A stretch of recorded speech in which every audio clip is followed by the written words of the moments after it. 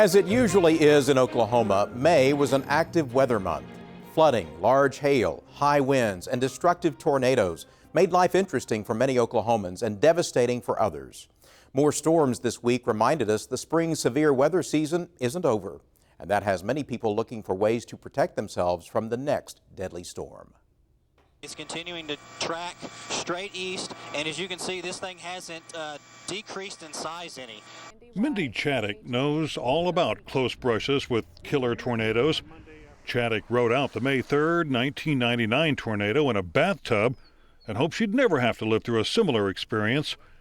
On May 20th, she and her children took refuge in her mother's below-ground shelter as the storm passed over the Plaza Towers neighborhood and more. Chaddick says this one was worse than May 3rd. I thought that the door was going to come off. I mean, it was banging so loud. The vent that was on the shelter actually was blown off and debris was flying down inside the shelter. And we just were covering our heads and screaming in prayer. There was nothing we could do. Her mother's house was destroyed, but the shelter kept Chaddick and her family safe. Survivors tell similar stories throughout Moore. Tom Reynolds is an engineer with URS Corporation, which partners with the National Wind Institute at Texas Tech University to assess shelter performance. Reynolds and a team from Texas Tech came to Moore this week to see how the shelters held up. They didn't find a single failure. A failure for us is lives are lost. During a major tornado, the shelter or a safe room, they could be damaged, but if no lives are lost, that's a success. Reynolds says there were some minor issues at a handful of shelters. We did see some ventilation on top of below ground shelters that had been damaged, but usually that just caused some small debris like dust and insulation to come in through the vent holes. And then we had a couple where the door latches came a little bit loose, and the homeowner had mentioned that they had to relock it down or hold it down. All shelters certified by the National Storm Shelter Association have to meet certain minimum standards. That includes the ability to survive wind speeds up to 250 miles per hour. In addition to the 250-mile-an-hour wind, we have what's called a debris impact or missile impact requirement, which means that it has to withstand a 15-pound 2x4 traveling at 100 miles an hour horizontally at it.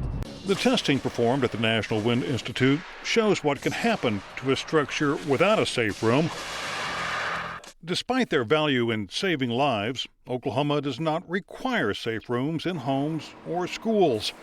Reynolds says there is a provision in the 2015 International Building Code that would require safe rooms in high-risk areas. If a state or a local community adopts the 2015 International Building Code, a shelter will be required in all new schools, K through 12 schools, and emergency operations centers and police stations, fire stations, those type of facilities. But the provision will only be binding on states that adopt the 2015 Building Code. Tom Bennett is past president of the National Storm Shelter Association. Bennett says no state mandates safe rooms, and very few communities anywhere require a shelter. I know the only one that actually was successful in getting a mandate in place was in Hurricane Market down in Jacksonville, Florida. They have a development there that required 6x8 safe rooms to be installed for hurricane preparedness. It affected the sales of the homes, honestly. Bennett estimates fewer than 1 out of every 8 Oklahomans has their own shelter. He says home builders are reluctant to include safe rooms in new homes because of the cost. Talking about new construction, if it's a below ground product, you're talking $3,000 to $4,000 entry level. Above ground, you're talking $4,000 to $5,000 entry level. And the cost can go all the way up as to what you want, based on your preferences, and the number of people you want to protect. Immediately after the May 20th tornado, Moore Mayor Glenn Lewis floated the idea of a city ordinance requiring safe rooms in all new homes. But at a news conference the following day, Lewis appeared to be backing off that proposal. And we have to talk about this with the Home Builders Association to see how much difference in the cost. We don't want to be so expensive that our homes are not affordable. Governor Mary Fallin quickly rejected the idea of a state mandate for safe rooms. We aren't going to require people to do anything, but if someone chooses to do that, we certainly encourage it. Since the May 20th tornado, interest in storm shelters has skyrocketed. Robin Hood with Smart Shelters says the waiting list for a shelter at his company now stretches into September. We've got about 10 people answering phones here, writing contracts. Last week we sold about 650 shelters. Just last week? Just last week. In a typical week, what would you normally do? You're probably looking at around 75 to 100. The state provides some incentives to residents who want to install a storm shelter in their homes. Oklahoma Emergency Management Director Albert Ashwood says the first program started after the May 3rd tornado. During that program after '99, we spent $12 million on safe room rebates, so 6,000 safe rooms at a minimum. In 2003, when the storm came through here again, we did it once again, spent another $3 million on safe rooms. 2 years ago, Oklahoma began the Sooner Safe program, offering rebates of up to $2,000 with the money awarded through a lottery system.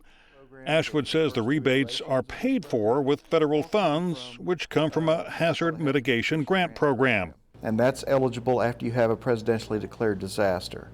For every dollar of federal funds that go into a disaster recovery operation, 15 cents is set aside for mitigation purposes. And that's how we can run those programs and accept those applications from the locals.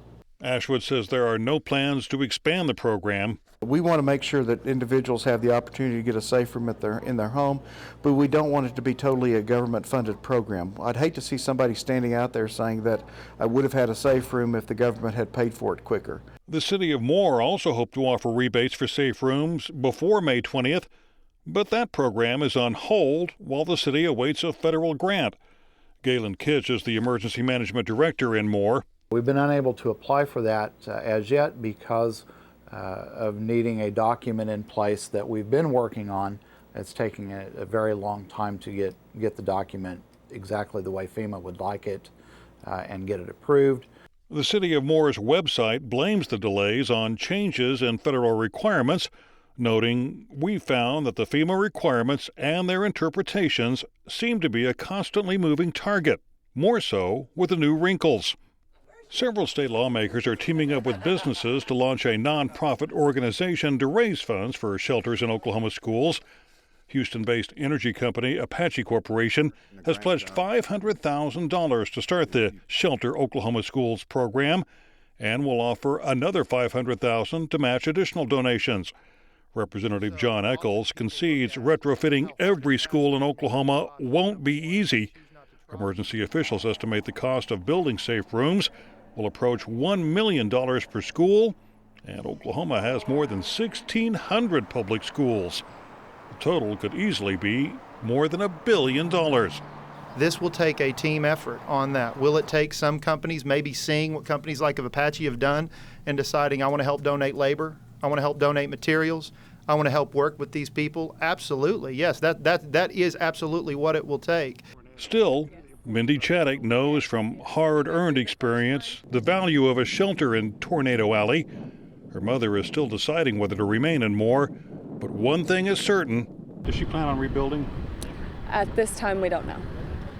Wherever she does move, will there be a shelter? There will be a shelter, 100%, yeah. Steve Bennett produced this story. Steve, how many people have applied for the Sooner Safe rebate? Well, since the program began 2 years ago, there have been 20,000 people that have gone online to register. By the way, you can go to www.ok.gov/OEM and then click on the Sooner Safe tab, and that will take you to the site where you can register for this program. There have been about 500 winners, so 500 winners, 20,000 applicants. You can see that the demand for rebates far outstrips the supply of available money.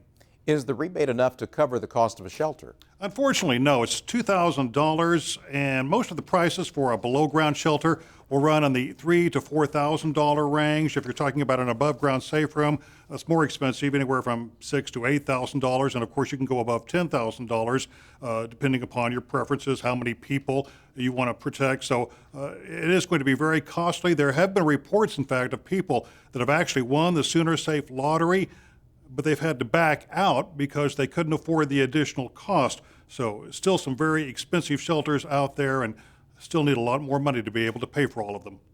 Steve Bennett, thanks for that report. Thank you.